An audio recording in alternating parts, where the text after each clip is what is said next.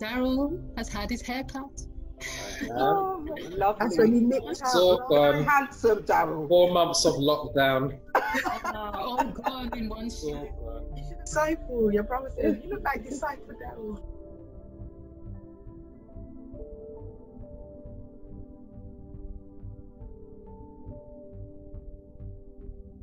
So I actually met Brenda. I was in hospital one day, just wandering around the ward, and went downstairs. I was upstairs, and I saw her, and I said, Brenda, and she said, Ian. I said, what are you doing here?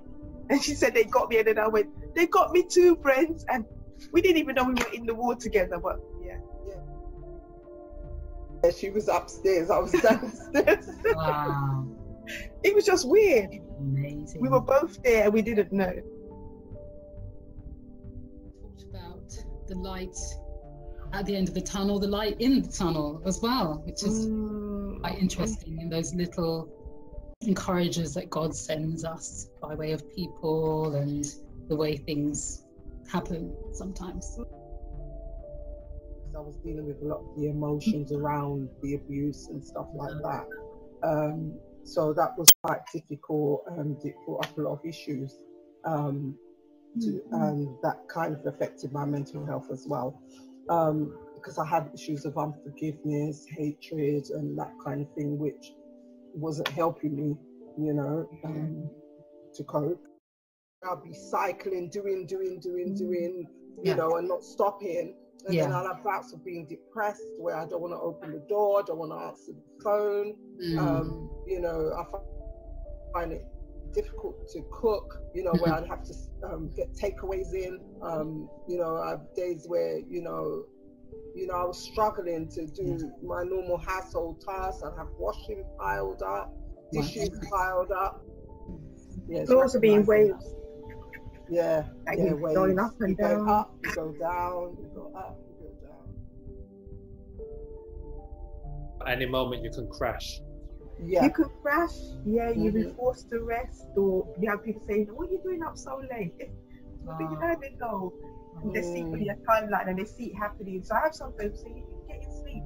Because with bipolar, they say you must get at least 5 hours at least, because there's something about it that can tip you over. So that's always my aim. So 6, 7, 8, if I get 7, 8, it's like, whoa. Yeah, but you can, and eating. You know, so anybody ready to cook meals and bring for me? Yeah, eat, sleep, exercise. Eat, sleep, exercise. Yeah. Eat, sleep, exercise. So but I know that was a battle going on in my mind. I know in my case there was a spiritual element to it, definitely. I personally was born again following the birth pains of depression. He is the light. The Father appeared at the end of the tunnel. Because of the darkness of the experience, it was like you could just see him more brightly. And that's how things unfolded for me spiritually. There was a battle going on for me, I know. And that was just playing out in how I felt about myself and my life, you know. So that's what I was delivered from when I gave my life to Christ.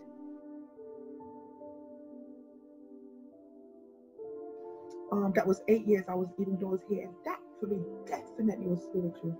Definitely. And that even my doctors have it written that it was not depression, and I had no medication. It's on my note, but it was a horrible battle of the mind, maybe a battle for me. I was acting bizarre or whatever. I can't go home, but the day I was released, and I think the more time I spent with my family as well, that helped me to get better as well, because I was around familiar people. Yes. You know, whereas when I was in the hospital, I was quite frightened. I was in an environment I've never been in before. Yes. I was around people walking up and down, shouting, screaming. Sometimes people would just come in your room in the middle of the night when you were sleeping, and it was quite scary. Goodness. I sense that time as spiritual as well, because as Mum remembers, I always used to try to put on the music, the gospel music. Mum would say, take it off. I don't want to hear that. Take it off. No, I didn't. It was menacing to me. And I'm saying it with my mouth, but inside I'm saying, but why? I used to love the music. But it's like, no. And I would just really, it was really terrible. I wouldn't let no one in. No one came in these doors for practically maybe 7-8 years. I couldn't eat. I wanted to eat, couldn't read the Bible. Yeah. It was like, no, you can't read this. And I wanted to. Yeah. It was alien. It was something I had not ever experienced.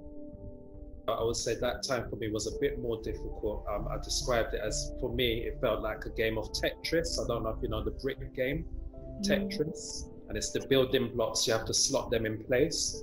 Yeah. And then once you slot them all in the places, then they disappear. Right. You know. So for me, it felt in my mind, for me as kind of like the carer side. It became overwhelming for me, seeing it every day and coming home, and it was like building blocks just raising up in my mind to a point that they all came to the top, and I couldn't really do nothing about them, you know, because it was a difficult time, you know, because I'm trying to help, and then I'm at work as well, then I'm coming in and there's kind of no change, no improvement. So it was the same thing going on in my mind. But my son could see it. You know, you would say, "Mum, switch off the phone. You go and rest." So and then you have times where you're kind of up late, relaxed, then too laid back, and then you have times where you're too.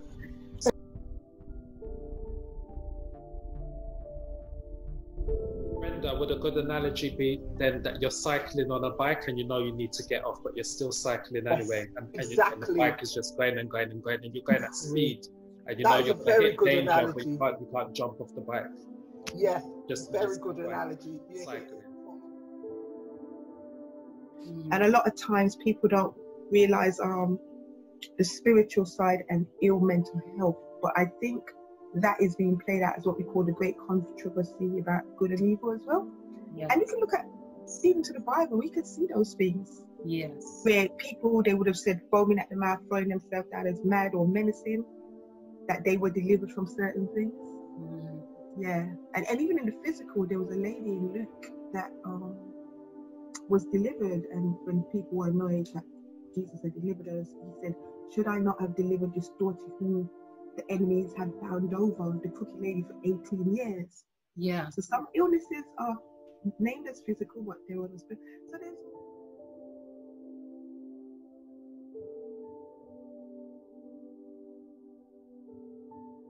Yes. You know, and going to Homer and Friends Lodge, engaging with other people that have come out of the system. Going to core arts where you could go and sing, you know, express yourself.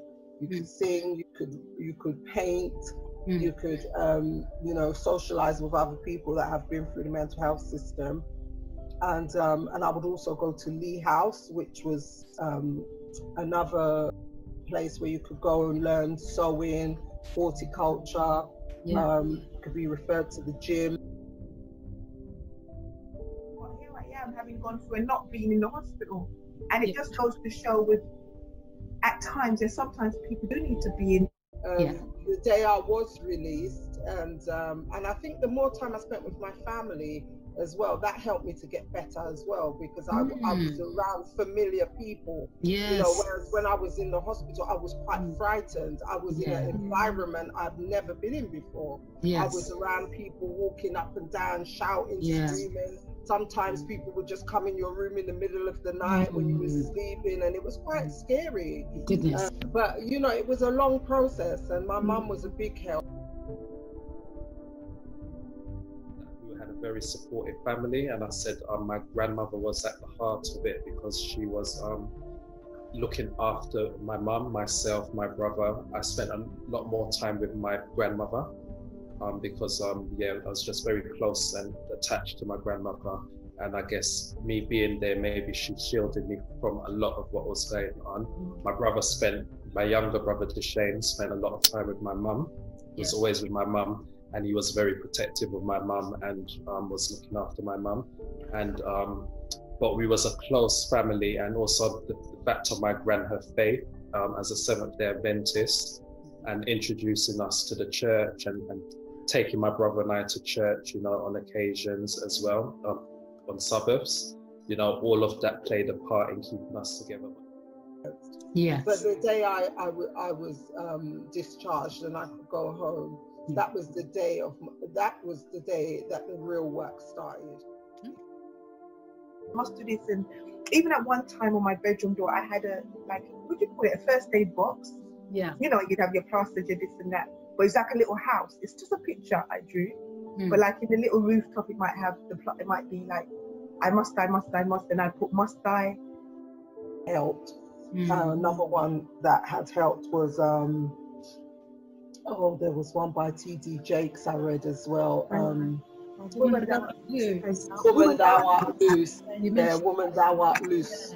Yeah. And I read that book and it totally transformed my life. I mean, that was after I'd read all the other books.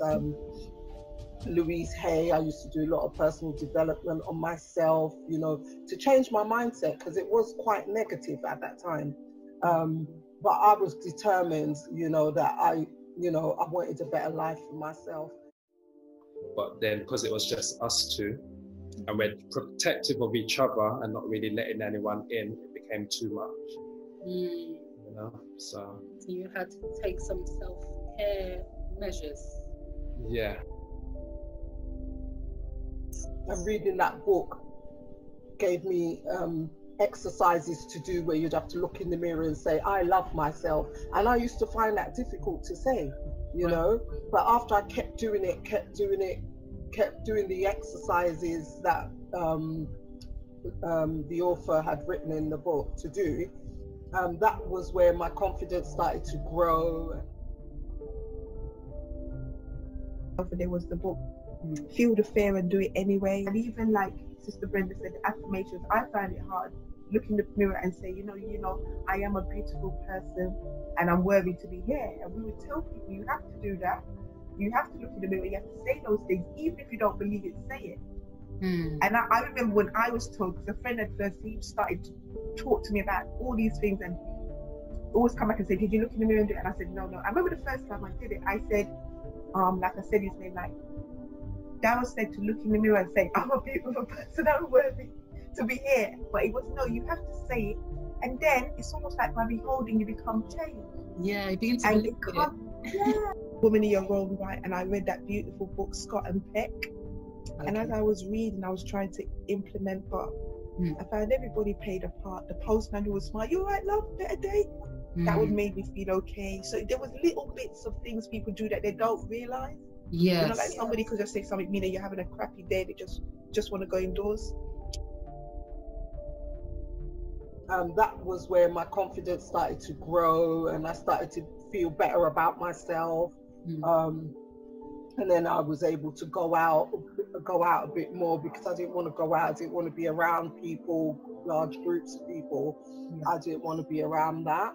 I didn't want to be around people because I still felt quite vulnerable. Yeah.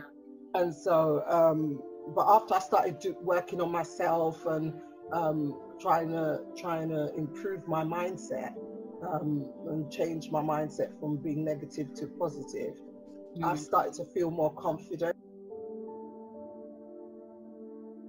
But I felt I'd never drive again, I'd never work again, I'd never love again, I'd never be loved again, I'd never this. And then when I saw the job for the Patients Council, and I thought it was voluntary, and I thought, can I do it? Can I not? Can I do it? And I applied, I got an interview, and then I went and I got the job. It became a paid job. And then there was the Homerton's Friends Lodge where we could go there. There was places, where you would be with other people who had recovered. Things for me, like in working with the self-help book, it was like knowing my limits and knowing that it's okay to say no, because sometimes you feel like, you know, we call them mustaberries, kind of, I must, I have to, I should. And these drivers to get you mustaberries. I studied it in counseling. Mustaberries. Yeah, when you said, oh, I must do this, I must do that. You know, I started to go out to the park. You know, sometimes I would still feel anxious. I would still get like a panic attack or anxiety attack, you know, but I would come home and then I would kind of not go for a while, and I'll still work on myself some more you know, to try and get stronger emotionally and mentally. And those things were what helped. The last bit I had, which was more recent, that was 8 years I was indoors here, and that for me definitely was spiritual. Definitely. And that even my doctors have it written that it was not depression, and I had no medication. It's just on my note, but it was a horrible battle of the mind, maybe a battle for me. But yeah.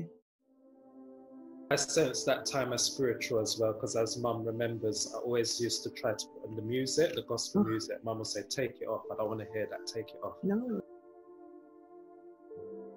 I didn't. It was menacing to me, and I'm saying it with my mouth, but inside I'm saying, "But why? I used to love the music." But it's like, no. And I would just really, it was really terrible. I wouldn't let no one in. No one came in these doors for practically 7-8 years. I couldn't eat. I wanted to eat, couldn't read the Bible. It was like, no, you can't read this, and I wanted to. No, it was.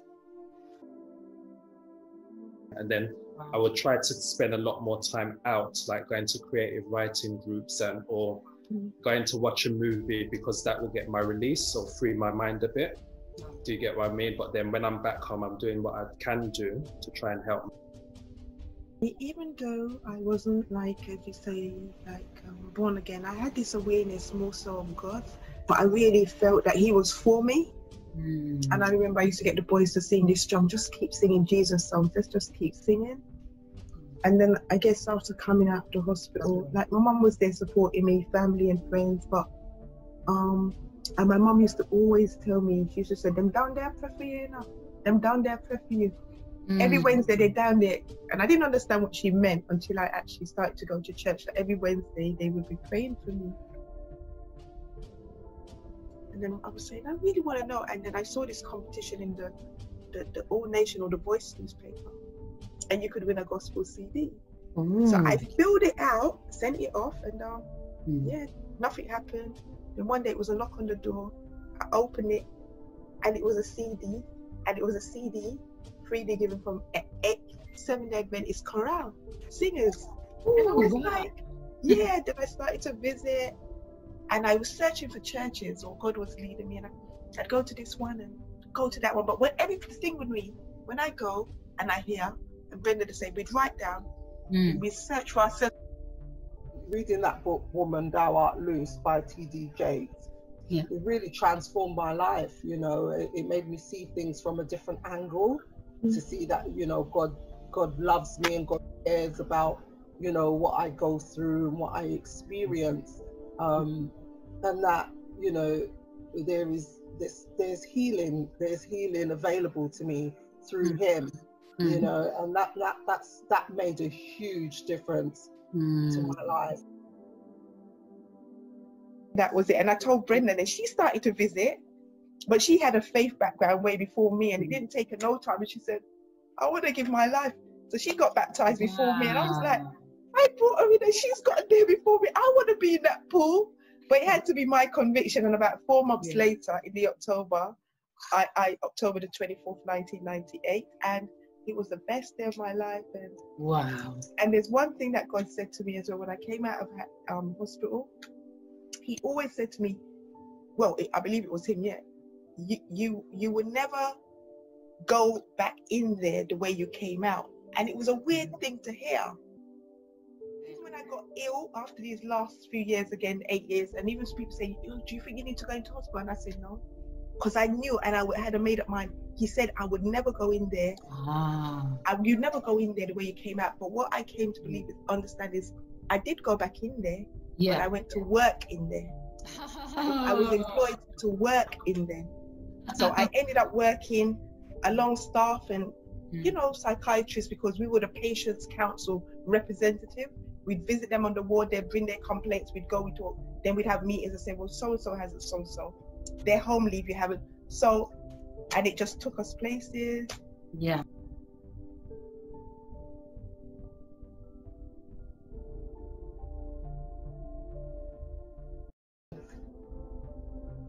Also wrote that program called ABWA 8-Step program. which stood for a better way ahead. And that was to help people who were service users. They had to, the only qualification was that they had to be service users. I think at that time we were mainly, well not exclusively, working with African Caribbean and Black and African Caribbean because of the over-representation, etc. And because of the area we live in, the borough, and that was most of what was in the hospital we were in. I started doing being a patient advocate in the hospital for people that went through mental health and they couldn't advocate what they wanted to say about, you know, what they're going through, or, you know, talk about, you know, what they want, what changes they want to see, or what help they need. But developed a little jar, we called it the Abba jar of affirmations, which at the end of each session, everyone would have to pick an affirmation. And that was there to work on for themselves for that week until we met the following week. Yeah. We don't know how it happened, but every time someone chose one, it was one that was right for that person and what they were presenting at that day. Someone may have just thought they weren't good enough, there's nothing nice about them. They might pick the one that says, you have the beauty you have lies within. Acknowledge that beauty and let it come out. The things, promoting positive thoughts and behavior, assertiveness training, giving people their bill of rights. I have the right to this, I have the right to that. So yeah, that were things like that. So we'd all pick this affirmation. The following week we'd come back and we'd have to say, how did you use that affirmation during the course of the week? Like the life of purpose, like what was it? Changes that here was one. The journey of 1,000 miles, begin with 1,000 steps, like take that step. And everything worth having is worth living for, and just different things, and we discussed. So I would engage with the patients, and then I would have to advocate what their needs to the health professionals, and to the mental health professionals. And you know, when you bought into his love and seen the love he has for you, which he has for everybody, and because there's this enemy that's deceived people, and you know, you just want others to know of that love. Even your oppressors, or those, or even who would have been my nurse at that time, people didn't treat you kind, you still want them to know. People that had got baptized in our church. And she really pulled me out of myself because I really didn't want to go. You know, I really, I wasn't ready to engage, I wasn't ready to meet people. But I found in doing that, that was the start of my healing as well. Oh, interesting. Helped me to overcome what I'd gone through, and it also helped me to learn about other people's experiences of being in the system. But within that program also, and like friends have said, in giving out, it's the strangest thing, in giving out, I'm going to help, I want to help, but when I've gone out and done it, it's like, I feel so full, so rewarded, so blessed, you know. So we decided we weren't going to look at time management. We decided to build in self-management, because I say, you know what, time does its own thing, tick, tick, tick, tick, tick. You know, we can't make it slow down, we can't make it hurry, we can't make it wait. But how can we manage ourselves in the 24-hour clock that is equally distributed amongst everyone? So what we did, I think I got a pie chart, like then. There was two ways we taught: a pie chart, and we asked everybody to say, like, Davinia, what do you do? How many hours do you sleep? Waking, church, family, studies. And what we would find with most of the client group, it was sleeping, like they'd have how many hours sleeping or watching the telly. So there was little left for recreation or family or this. So we said, like, let's see how we can swap the pie chart and shift some of those things. We also did role plays. We looked at faith and mental health. And people would graduate at the end of the 8 weeks. We'd have one of our young church sisters just sing. But yeah, and in giving that to others, it helped me. And then we were seeing like we've been sought after to help people. You know, authors and this, to do focus groups and stuff like that. And we began to get paid for it. I thought, oh, And then, yeah, it kind of picked up and we began to feel more valuable and, you know, Yes. meeting others. And yeah. And at the end of the 8-week program, they had a graduation. They all came dressed up and they got a pack of everything that was taught. They got a book of affirmations. They got a CD of uplifting, encouraging music, mostly gospel. And one of our church sisters who sang beautifully would come and sing at the graduation. They got a certificate personal to them, like someone who's overcome this or that. And they had a lovely meal where my sister would cook, well fed. They would get their carrot juice and they would get their ginger beer and their good food. Yeah. And we'd have a good send off and it would be wonderful and it would be really nice. And they could invite family and friends. And it was really good. And that was a program just from our experience and wanting to do something better to help others. And it took us lots of places. They met MPs, they done documentaries for Channel 5. Wow. Yeah, we did. The Right Stuff program. And BBC Two was a large prestige, the psychiatrist, BBC Radio 4. Done recordings, we did trained policemen about from my experience, remember? Yeah, and then, sure did, yeah. You know, some people might have the nice design, but it was more about, you know, just reaching other people. And they didn't mind if it came in this jar that was covered with a bit of paper and that. They were getting something more from it. Yeah. We'd have the flip chart, we'd have the this, the that, and it worked really well. We didn't know what was happening, but God was in the midst. Lives were being changed. Yeah. And it was a pleasure to be part of that ministry, I guess it was. I don't know. Yeah. I mean, we got to write in stuff like this. I've got about 5 qualifications or 7. Lots of stuff. Homerton's Friends Lodge. Yeah. And the Nile Centre was where me and Sister Eileen did our work with service users. I think when we did this, it was twofold. It was to reach the service users, the clients, the people who'd gone through it, but it was also to impact voluntary organisations and statutory organisations and other people, the decision makers or people who will come into relation with people who are presenting with a mental health challenge. And we were trying to give back from our point of view some of the things that help and would help and some of the things wouldn't. We saw people, and even the psychiatrists and people say, what do you do in that room? And they wanted to come in, but I think because we were praying people and we trusted, we had faith and that, and we just didn't know. We saw people who had to come there here for years, especially at the graduation. There's one lady, she came in a beautiful dress and she still went up to now. You see us on the road and they remember us. Yeah. We worked for Mind, do you remember? Mind community. Yeah. In Tower Hamlets and just we did lots together. We traveled together and we were, you know, there's a scripture that says don't take stars or money or stuff. And we put our money and we'd go away, and every time we traveled, I would come back with all my spending money and gifts. We went somewhere and somebody heard about us and remember Brent? They invited Brenda, what did they say? To do a prayer at some opening. It was the government of the country. Do you remember, Brent? We were traveling, we were there. We were like Paul and Silas. Yeah. Amazing. Yeah. So there were little things, but they were meaningful and they worked.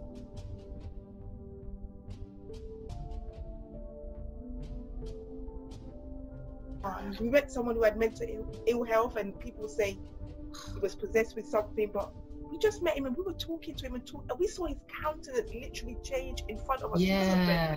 Wow. And do you remember what he did? Yeah. Remember what he did? When following us everywhere. He kept following us. He picked up his bag and he started to follow us. We're like, you can't, and he would follow us. We saw him a week later when my uncle, who was a broadcaster, invited us to do he was taking us for dinner. And we saw the guy, like they might say, Mad Rodney, and we said, hi, Aaron. And his face beat, and he started, my uncle said, but nobody talks to him, he doesn't talk. And the gentleman would follow us and engage and have conversation, and it blew my uncle's mind, and he wanted us, he said, you don't have to come and talk. So that's when we did the talk show on the radio. Wow. And it let us talk about our experiences, what we've been through. It blew up the radio station so much that they came, they knocked the door and said, we can't have the two of you in one room. People need to talk, and one of you to talk, and one of you. So they split us up, where Brenda was praying and talking to people, that I was still telling them. It was amazing. The guy actually started to follow us, and his countenance changed. Amazing. So people don't realize that other side of, you know, mental health, where people can be under the cost of other influences. It's amazing how people began to change and transform their life, you know, by that and the spiritual aspect too, because I know that that's what saved me from depression, is coming to Christ and then having a journey with him when he peeled off all the layers and took off all the things, the thought process and the different perspectives and the, you know, ways of seeing the world that needed to change. And you know, here I am today, you know, like you, with you guys. And I remember Sister Eileen used to always come and ask me to do certain work with her, and I used to think, oh no, I don't want to go, because I always wanted to stay home. I didn't want to go and engage with other people, and she kind of pulled me out of myself a lot, because she would always and say, come on, Brent, let's go and do this, let's give this talk, or let's do this workshop, or let's you know, let's go and do this this article.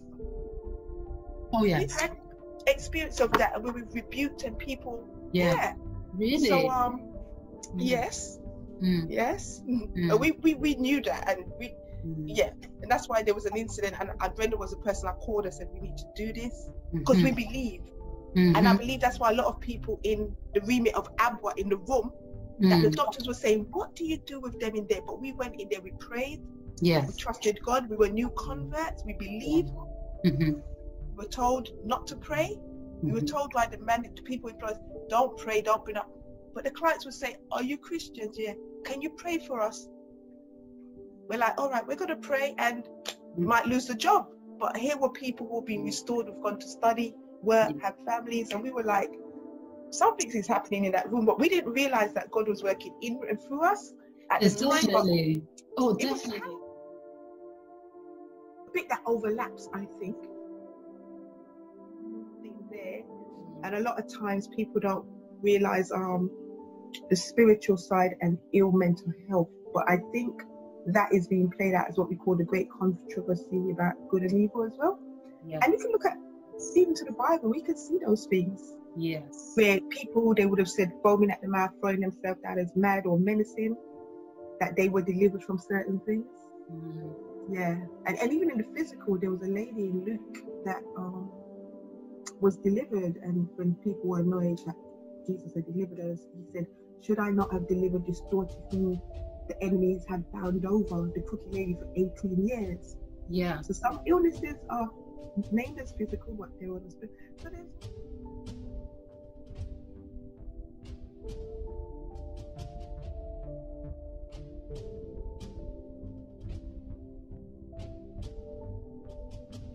I love how you just treat people are people, and you just treat them like people, and then because as you said, it's actually that treatment like it's something weird and alien that can actually foment the actual feeling of being ill in the first place. And it's amazing how people began to change and transform their life. And just to echo what Daryl said also, my son, because I'd gone through it, I'd been in hospital for some time and come out, but then I'd come to a place where I was feeling healed and wanted to share my story. But I would never ever share it with people knowing who I was until I felt my sons were safe. And they hailed me up. I even saw one that said, still got your £50. Remember you gave me that check? I'm going to pay you back. Oh. And I said, every time you see, so it's nice. And they call me Indigo because that was my name in the hospital. I said, I'm Indigo because I like the name. So they'll say, Indigo, you're right now. And I'm like, yeah, I'm not Indigo, Miley, but yeah, I'm all right. Indigo, but it's all good. The transformation as well, isn't it? That you came back to yourself. But then it's like talking about the light at the end of the tunnel, and just you can just see God everywhere because of the way that you were just brought together like that. You know, everything was orchestrated. Yeah. Like he just worked, or even the enemy may come in one way, but God had a plan to deliver us a different way to do this. In trying to help others, I was actually gaining healing myself, and things like that. And these are all the things that were a part of my journey, you know, to recovery, and then doing the talks with Sister Eileen.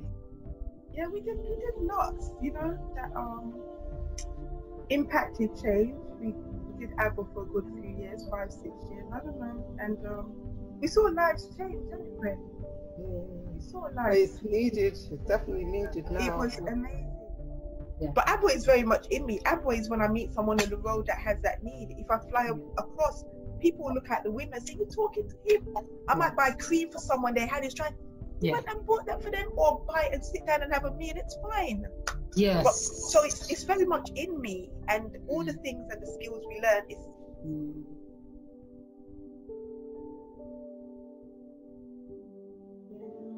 I would say that the hope is always there, but we don't always see it.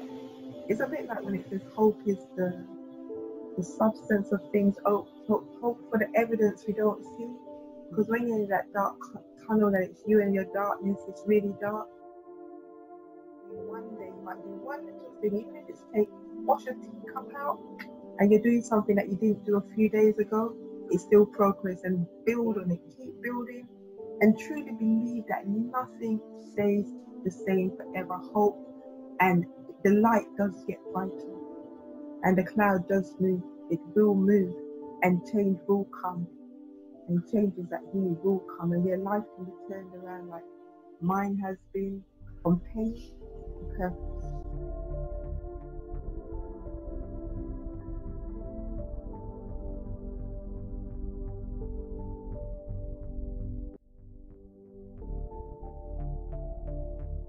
And take that time for yourself. If you need time, like, I think that's important that you take that time. You know, whether it means you have to switch off your phone, whether it means you have to, just have that special time just for you, where you can recuperate, and that's very important. Definitely, you have to recharge your batteries. You have to get to that place where you feel strong again, where you feel well again. Because I still, even now, have those times where there's piles of washing, piles of dishes, and I feel it's too much, so I would just switch off. I'll just switch off for a while, recharge my batteries, and then I'll come back and do what I'm supposed to do.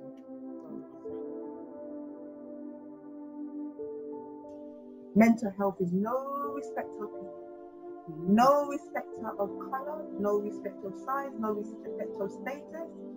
It's out there for everyone, and just to know that everyone can contribute to people's mental health being better.